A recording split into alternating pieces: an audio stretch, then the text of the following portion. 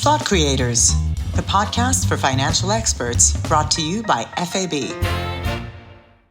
Welcome to Thought Creators, the show that takes a look at the issues impacting the world of finance and takes a look at them through a very human lens. Brought to you by one of the leading banks in the region, First Abu Dhabi Bank. My guest today, yes, that's right, we have more than one, two, double the insight or possibly double the trouble, are Sossy Hamouche, who is the head of Global Subsidiaries, and Moataz Khalil, who is the global head of the Diversified Industrials Group, and both sit within the investment banking group of First Abu Dhabi Bank. Guys, welcome to the show. Great to have you here. Thank you.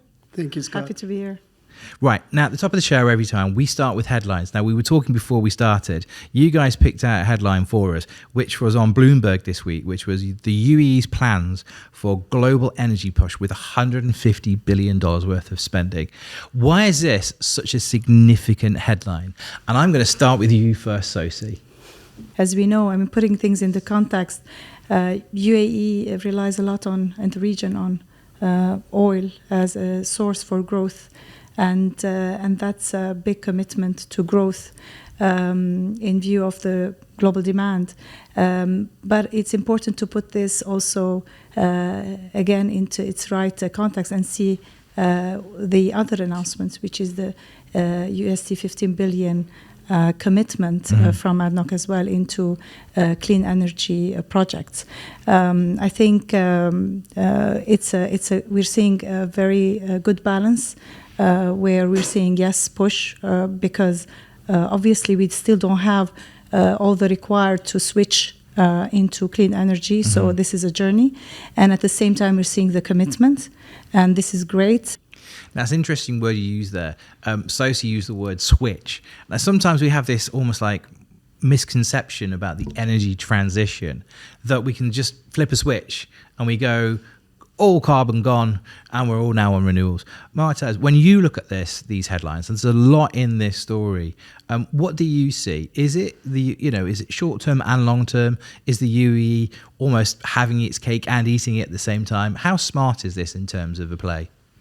Thank you, Scott. I think it's a reflection of the scene of the transition. A lot of pressure from the West and from investors to transform away from fossil fuel very quickly. At the same time, this is the main region for production and export of fossil fuel. So how fast would be the pace is basically what we're seeing in terms of reaction of the UAE. As mentioned in the topic, the UAE might have felt that there is a push for a faster transformation that is not considering a lot of factors. It's very hard to achieve. So the UAE has decided to increase its production from 4 million barrels to around 5 million barrels per year in the coming 5 years for two things. First, to help with the liquidity and capital required for the transition. And second, to manage the pace of the transition as well, short-term versus long-term. More and more, going to the future, fossil fuel would be less important, and ultimately the price, the benefit for investors would be less and less. So if a country is willing to invest in the production of fossil fuel, it makes sense that these investments are brought in now in the short term versus the long term. So I think it's it talks a lot about what's going to happen, and not only specifically for the UAE. I think this is more of a GCC direction, and it tells a lot. So we've got all this oil that's still yet to be pulled out of the ground. Do you think this is a wise play as well? Because ultimately we've got a very strong oil price right now. We need to pay for that transition moving forward. So are you excited, Sossy, to see the green elements in that headline? ADNOC, 150 billion. That's not just taking oil out of the ground, but it's using the revenue that's coming into that and ploughing that into the future. How significant is it? They've almost got this two-speed strategy. I think it's a realistic strategy. And that's what we need, because we cannot just stop growth or when you don't have the alternative ready. So I think it's a very realistic one, and I'm very pleased to see the progress that has been made. Already in my area, I've seen a lot of action into solar projects, wind-related projects, green hydrogen projects, and these are very interesting to see. I have to say this region has a lot to offer. In their in leading this transition, I would say they have the resources. I mean, sun and the wind. They have the understanding of the complexity, managing big complex projects. Yeah. They have the space and they have a young population. I see all these in favor of this region leading in. I'm very happy to see the momentum has picked up, and I expect this to continue and strengthen in the coming years. I mean, we talk about momentum. I guess we couldn't have much more momentum behind a topic such as this than COP28 here in the UAE, Dubai. Sheikh Mohammed's already called it the most significant event in the UAE for 2023, coming on the back, of course, of COP27 in Egypt last year. I'm going to ask both of you kind of like the same questions. I'll start with you, Moataz.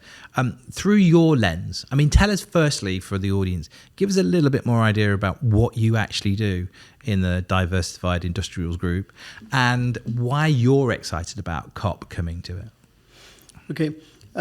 Within my role, I basically cover a segment of clients under the investment bank.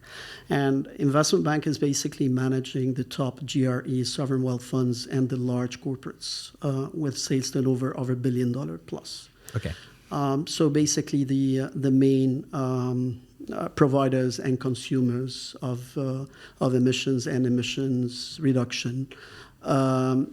What's exciting for me about COP28 happening in the UAE, and what's exciting for me of this whole move around decarbonization and neutralization of carbon emissions is, first, it's very important, being a global citizen, to be part of a very important aspect for the protection of the resources of Earth, and also to direct the financing towards such an important goal.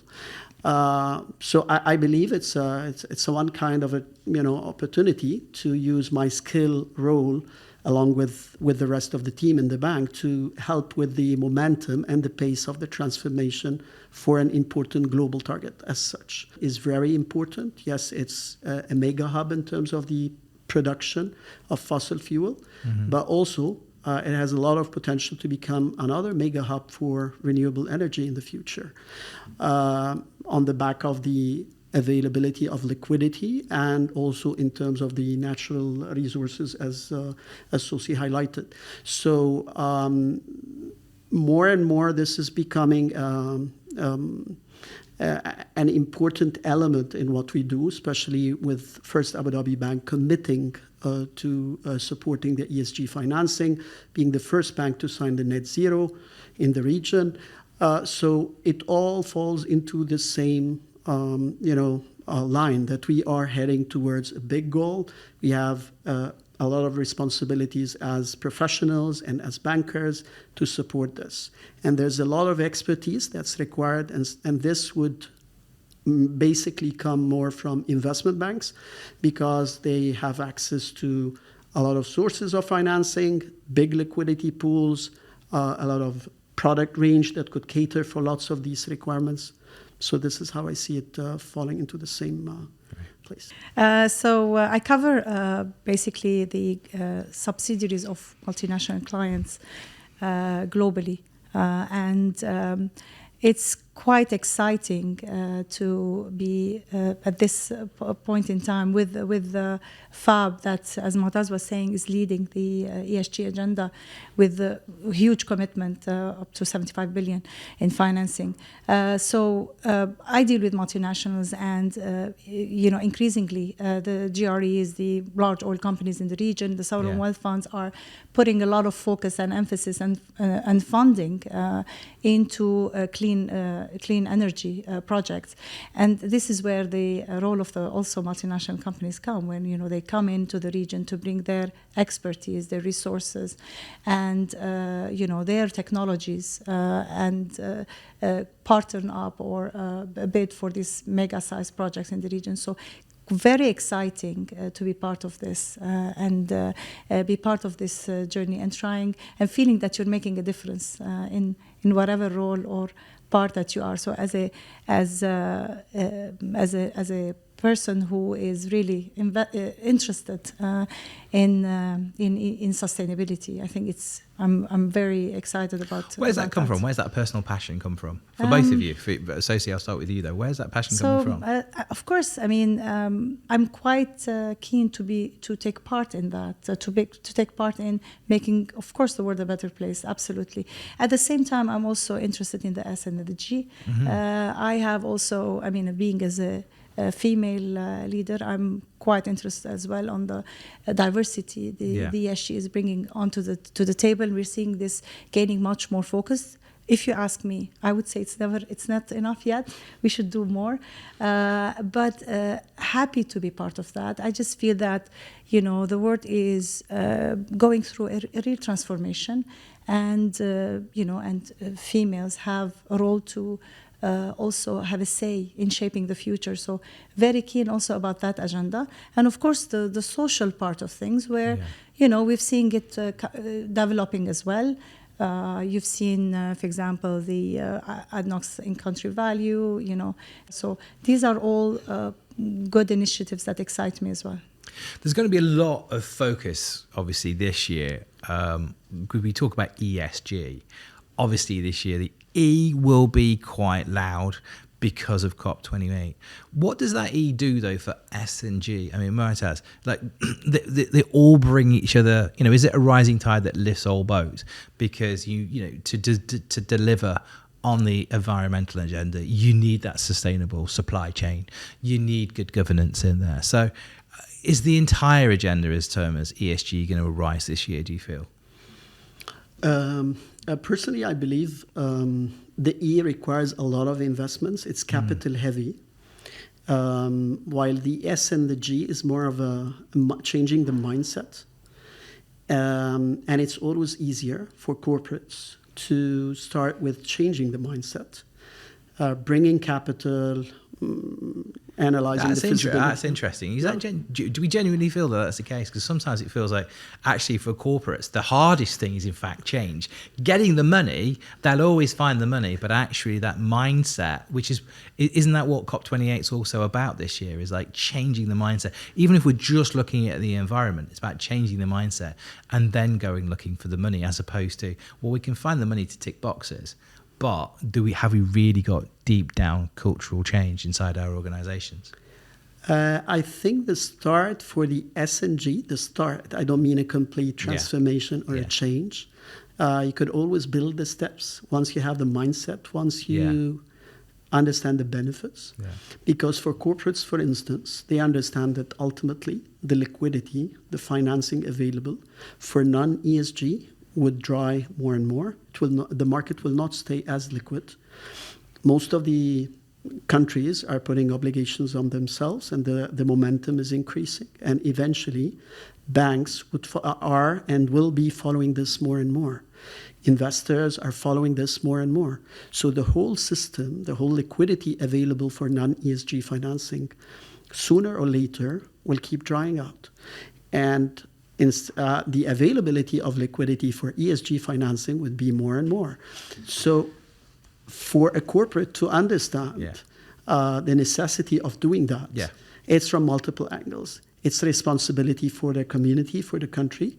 It's also having the wise decision that sooner or later they will need to adopt that to be able to be part of the global market. Yeah. So, that fascinates me, and because Sossy as well, if you were to kind of ask someone to name their global environmental champions or their global ESG champions, they wouldn't necessarily pick bankers. You've possibly got a reputation that's not deserved, because actually, if we think about it, you've got a massive part to play in enabling the ESG transformation, this carbon transformation, this transition away from fossil fuels. And you almost, like Moataz talked about, almost like the stick in terms of liquidity drying up, and also we'll have governance, we'll have more legislation coming through. Tell me what you feel about the role of finance and banking in terms of the carrot as well, being that kind of pivot point for transformation, because without the cash to make any of this happen, none of it happens, does it? Absolutely. And that's why it's very important, the commitments that banks are making into putting specific funding into the financing into the ESG and the transition, as FAB has done, and several other banks have also joined. So absolutely, financing is key into that. There's a lot of investment needed in technology. There are certain things still we haven't got it. We don't have it. We haven't got it right. So again, we have to be supporting that. You can see a lot of multinationals now having their, R&R investments up on the renewables. This is interesting. We've seen a lot of companies also doing a bit of restructuring, change in their structure, change in their focus. That requires funding. There's a cost into that. So as banks, we have a role to play. Definitely awareness, absolutely, talking about this. Definitely understanding the new dynamics of the of these multinationals, their structure, and absolutely supporting through funding these businesses. You're nodding a lot when Sossy's talking there, Moataz. When we talk about the financing, then I'm an organisation. I want to go on this journey of transformation. What types of financing is available to organisations out there that want to enter into this kind of transition? So basically, a lot of financial instruments are available, be it on the loan side or the bond sukuk side. Also, some banks would offer advisory, even carbon credits, carbon trading. So trading with emissions producers versus removals of carbon emissions. So there's a lot of products that are being introduced in the market. It's still evolving. Not every product is available, and not all the product ranges are available. It is a journey. And as we see the pace and the momentum of the adoption of ESG measures, this market will keep evolving. As of date, there is DCM market, debt capital market. There is a loan market for that, and this is growing at a fast pace in the Middle East. And also from a funding angle, there are a lot of investors that are willing only to provide liquidity only for green financing. So the whole ecosystem is evolving, and this is helping with the transition. How fast is that compared to the ambitions in the region in terms of investments? That's the question. I believe the ambitions are growing at a very fast pace, that the capital and the financing cannot possibly meet in the short term. And we'll see how this progresses. But as of date, this is very challenging. The ambitions are a lot.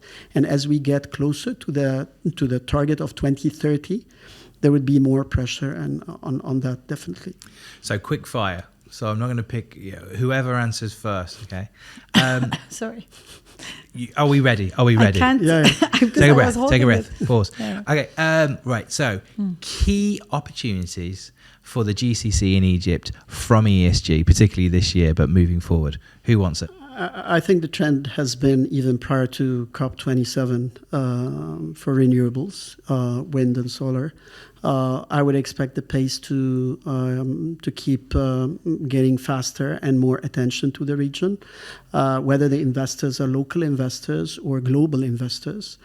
With the announcements of the governments in the region on their targets, and with the excess liquidity, especially within GCC on the back of the oil prices, there's the national oil players in the GCC specifically ADNOC and Aramco, have been committing to lots of ESG investments.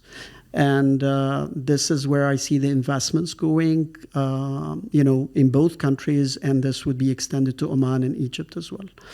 So COP27 continued the story, continued the momentum and the attention to the goals in terms of decarbonization.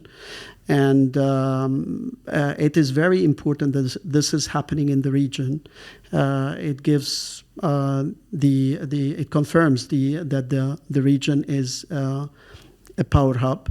There's lots of energy being produced today, and there's lots of potential for future energy to be produced from this region. So we talked about opportunities, and again, whoever answers first. On the other side of opportunities, there are always challenges. What are the key challenges for this region realizing some of these opportunities, turning these opportunities into real gains? What are the key challenges? I mean, there are a couple of things. Absolutely, the interest rate environment currently, rates are high, so lending is higher. There's definitely that element to take into consideration when looking at big mega size projects. There's also the element of the new technology and the expertise. I think that is something also. We're seeing more complex projects, and that is something also to look at in this part of the world. But I think these are good challenges to have. I think interest rate environments are not going to stay like this. So hopefully, and I think when it comes to technology, I think these are all the right challenges, and I think the region and the UAE is bold with these sort of projects, and I see them, hopefully giving us the results that we want. You're nodding there, Moataz. So I'm going to come to you. Any other challenges that you think are present? Two key challenges in my view. Yeah. Credit appetite, because this tends to be long-term financing, and with the challenges on new technologies as well. Second is the tenor, because most of these projects on a project finance basis, so that means they are very long in terms of tenor and with non-recourse. So I think availability of liquidity for long-term financing and the willingness of the financiers to support long-term projects. So I know that First FAB Bank was one of the, if not the first in this region to enter into the Net Zero Banking Alliance. Why is that so important, and why is that possibly one of the solutions to this challenge that you raise? And I'll stay with you, Mr. It's quite important, because when we think of emissions for a producer of emission, for instance, an oil company, what they do to reduce emission is basically either to lower production or neutralize that by investing their money in green energy, for instance, or hydrogen. For banks, we're not talking about the emissions by banks. We're talking about the emissions financed by banks. So if a bank is financing, for instance, an oil company, this is an exposure that's considered from a banking perspective financing emissions. Then the bank, to reach a net zero, will need to neutralize our exposure by basically financing an equivalent amount in green energy. So it's quite crucial that since the country has a commitment on net zero, the corporates, the large GREs, the sovereign wealth fund of the country and the countries in the region, they have these commitments. It's natural that the national banks, the big leading banks in the region, follow that by the net zero. Now, Moataz earlier was we talked earlier about the carrot and the stick. And we had obviously Sharjeel, who's been on the Thought Creators podcast previously, your chief sustainability officer. He talked about ESG being licensed to operate for companies out there, for organizations. I'm guessing you subscribe to that, but why do you feel this is actually so fundamentally important to the futures of companies that they absolutely have to start this transition? This is, crucial. This is for all forward-looking companies, and there's a role for each one of them to play. And yes, we are in in a region where the E is very important because there's a lot of dependence. But there are also other companies that are operating, and each one of them have a role to play. You know, the pharma companies or the food companies, each one of them have a role to play. So we cannot put this in just in the context of the GREs and oil companies doing their bits and parts, and the banks committing to that. This is required of every company operating, looking at their models and their business models, and they're looking at how they're operating and trying to find ways to improve their ESG commitments. And this is, in my opinion, is going to set them for the future. So this is the roadmap for the future. We've seen more and more regulations and more pressure in Europe and other parts of the world. I expect these to gradually come to our parts of the world. So we will not be able to operate without, I was going to ask without about that. I was going to ask about that, particularly as well through your lens as well, because you talk about the multinationals, and you were telling us earlier how the multinationals, one of the great things about COP28 is, in fact, it's opening all these doors for multinationals to come into the region. The multinationals are perhaps coming into the region with more advanced, nuanced ESG agendas. So not only is it the E, but it's the sustainability, but it's also the governance, it's also the people element, it's the diversity, it's the equality, it's the inclusion. If this region wants to continue, and when I say this region, I talk about the GCC and Egypt, wants to be that global player, wants to be the partner of these global multinationals coming in, do they have to? Is this going to force them down that road, that it's not just about the big E, but it is about the S and it is about the G too? Absolutely. I think this is something already at the top of the agenda of the leaders in this leadership region. So this is they're aware, they know, and it's already translated in the commitments they have made. So I think this year with COP28, with the messaging, with the new project coming in, this is going to kick off, and we're going to see a lot of, as I said, projects coming in the region. With these projects, people are going to come. Multinationals going to bring their people. They're going to be working here, bringing their experiences, etc. Their skill set, because this region also needs those skill sets, right? And hopefully this is going to be translating into the other companies more and more. We're seeing also large corporates in the UAE, of course, doing some initiatives on the ESG front. But I believe this needs to become even better. Let me put it that way. I mean, Moataz, will come to you on that point. I mean, it's fascinating for me coming from the UK originally. When we sometimes look at the dynamic in Western countries, it will be that the private sector will innovate and the public sector will often be slower behind and try and pick off pieces of best practice. Here in the UAE, we often see, whether it's the 4-day work week, whether it's the COP28, we see the public sector innovating and forcing the private sector to actually evolve. Do you see more of that? I mean, it feels like COP28 is going to be a massive moment for that again. What's your feeling around that in terms of the leadership here, as Sossy was talking about, bringing the private sector into the kind of right way of thinking about this? I totally agree. I think the government and the leadership here and mostly in the GCC are pushing the agenda at a faster pace.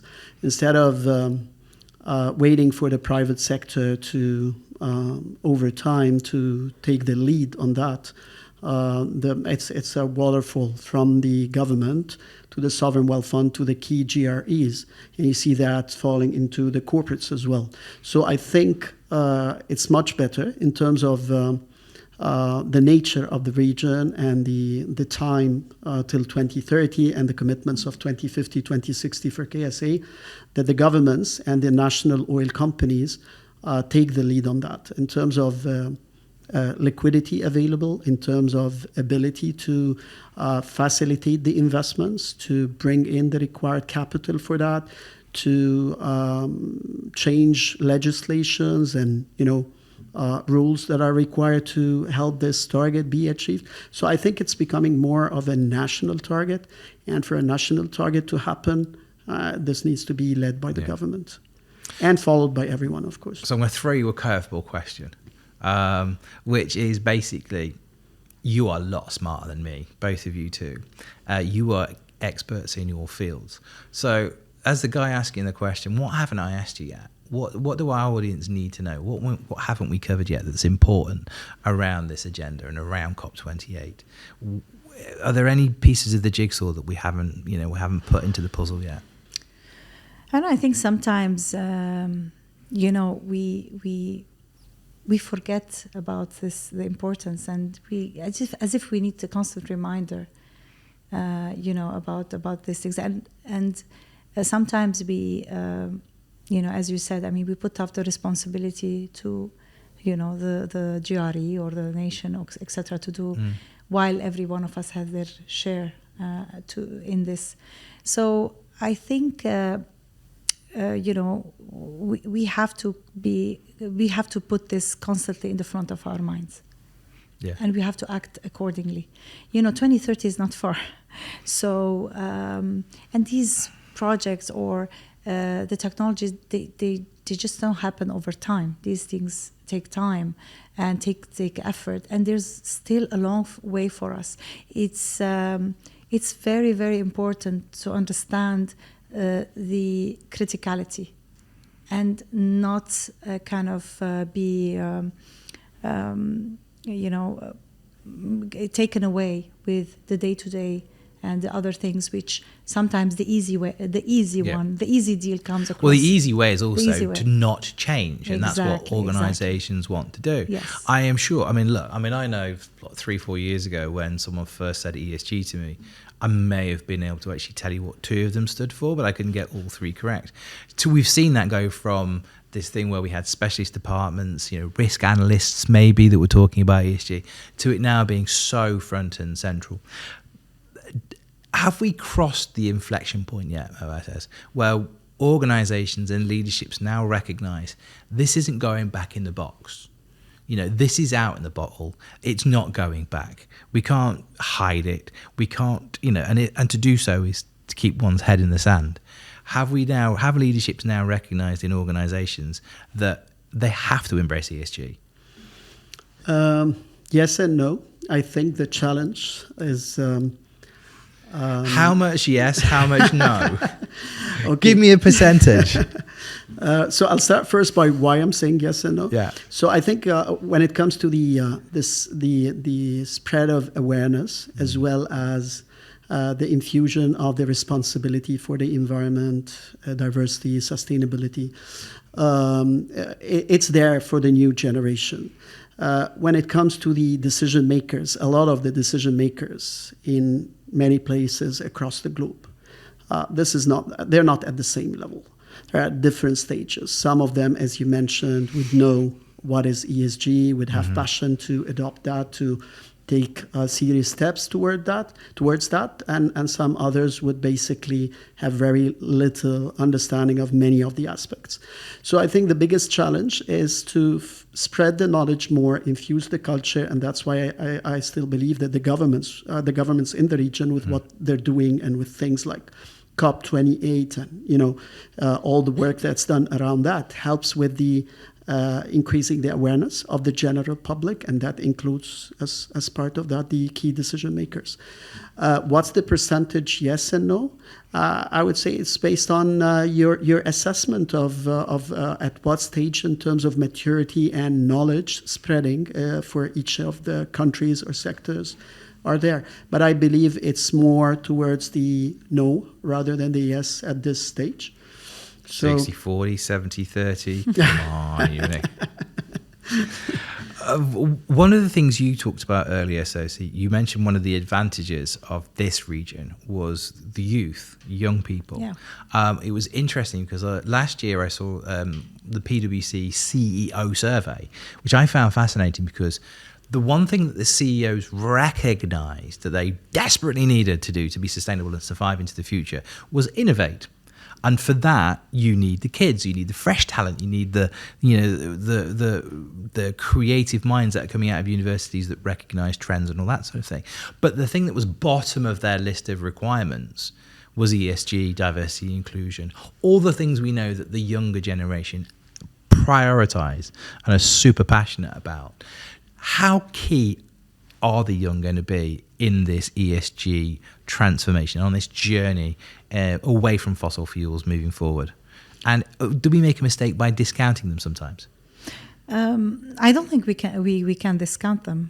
I think every one of us know how this young generation is vocal. And they have the means to be vocal. They have no problem to communicate and share their views and their thoughts. I think that's obvious, and we cannot but acknowledge that and be happy about that, because I think there's a lot that the young generation can do.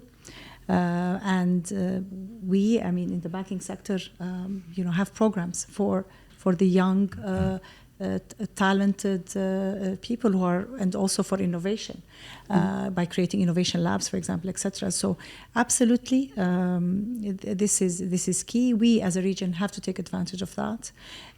Sometimes we, people sometimes don't like, confrontation, or they don't like to be told otherwise, or see things differently. But it's time. It's time to listen. It's time to see, maybe there are other things we can do differently. Why not? So I think it's very important that we, don't turn our backs to something new, but we listen, and we have an open mind about these things. We have a duty. Again, as a parent, I have a duty as well. We have a duty to do that for us and for the world, I guess. Well, you're definitely right about the young generation being vocal. My 7-year-old's already demanding that I become a vegetarian, which is very tough. Same conversations. Guys, it's been amazing, and I can carry on having this conversation, but when we come to the end of the show, we always like to get some predictions. So I really would like, Moataz, give me 2 predictions, what you think the transformational effect of COP28 is going to be, and what do you see in the wider space moving forward? In terms of the COP28 and the impact of that on the pace here in the UAE and the region, I would expect during 2023 a faster pace of adoption, transformation in the ESG space, on the back of the sponsorship of the UAE government and the GCC governments in general. Second, I believe it is an opportunity for all providers of technology, users of technology, financiers, investors to come all under one umbrella in a place. And with all the plans that we have in terms of making this one of the best COPs ever, I think we would expect a lot of good opportunities for investors as well as financiers. So that's nearly a mic drop moment, but I'm going to catch the microphone. I'm going to give it to you, Sossy, and allow you to drop it. Your top prediction or your top 2 predictions. So completely aligned with what Moataz said, absolutely.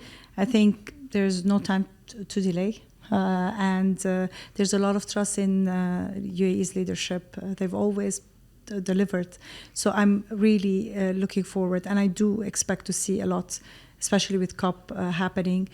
So during this year and afterwards, a lot of focus, new projects coming up, and banks being more participating in those financing.